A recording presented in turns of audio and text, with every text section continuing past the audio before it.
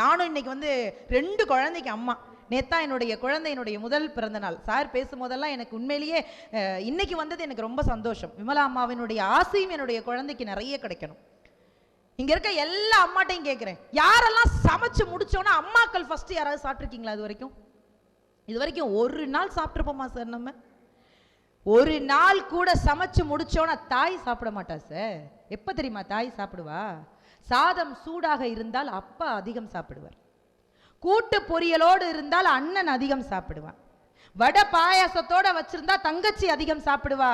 சாப்பாடு மீதம் இருந்தா மட்டும்தான் சார் அம்மா அதிகமா சாப்பிடுவா.